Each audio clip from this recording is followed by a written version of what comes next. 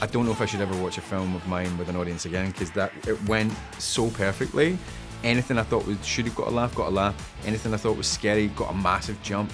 Things that I was doing there was people throwing stuff at the screen. They were so angry with my character at times, which is music to my ears.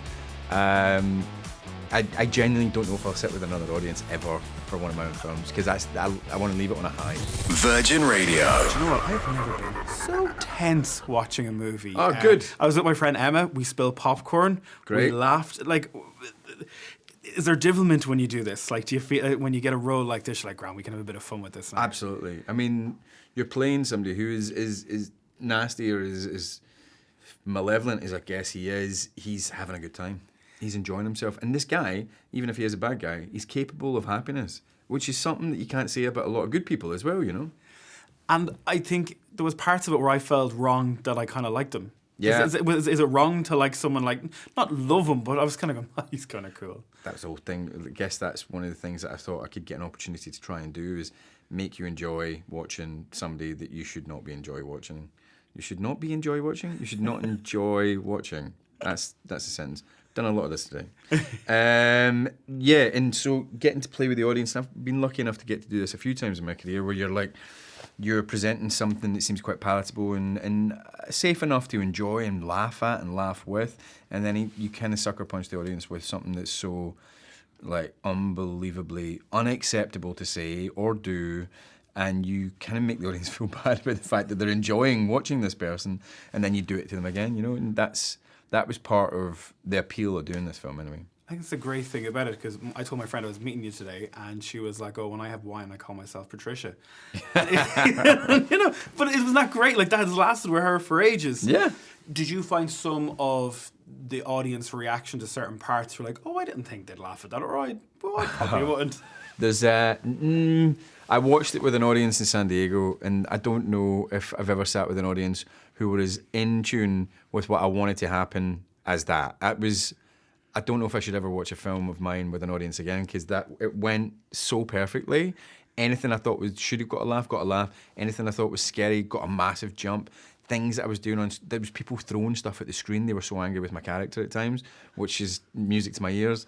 I genuinely don't know if I'll sit with another audience ever for one of my own films, because I want to leave it on a high.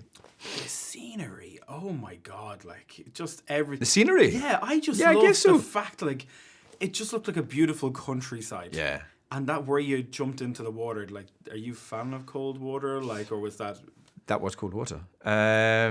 It was Baltic.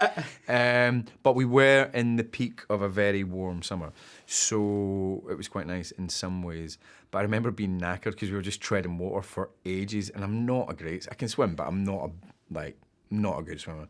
And I remember being like, the kid who was next to me, the wee girl who was in the film, she was like treading water like a champ, and I'm like... I'm knackered. And I'm meant to be playing this like alpha male dominant predator, apex predator type, and I'm like, I really need to get in. I'm knackered. The boy next to me is having a heart attack. It was an interesting day. I jump into the sea in Dublin. Sea Point is called. Right. And there's always like you're in bits, and there's like an 80 or 90-year-old I man know. or woman just walking in. They said the trick is to, before you go in, put water in the back of your neck. Oh, really? And it cools you. Yeah, You find it helps? And it helps you, yeah. Oh, well. I don't know what it is. It helps. Can we talk about your singing? Can we talk about singing and everything? Do you get to pick...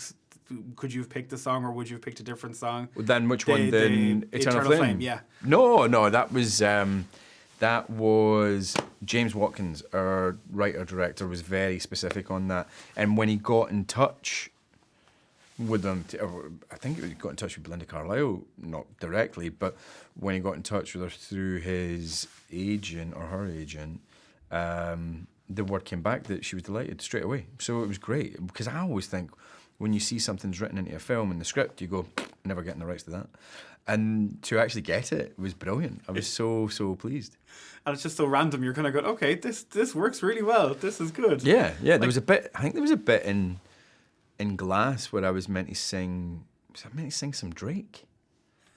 And I did. I ended up singing it in the movie, and I'm dancing, and I'm like up on this table dancing in front of Samuel L. Jackson's face, singing Drake. had to all get cut from the movie because they wouldn't let us have it. Oh my God, that's I a know. moment. I know, and you wouldn't Legend. even get to see it in a director's cut or in additional footage because you're just not allowed to print it. Virgin Radio.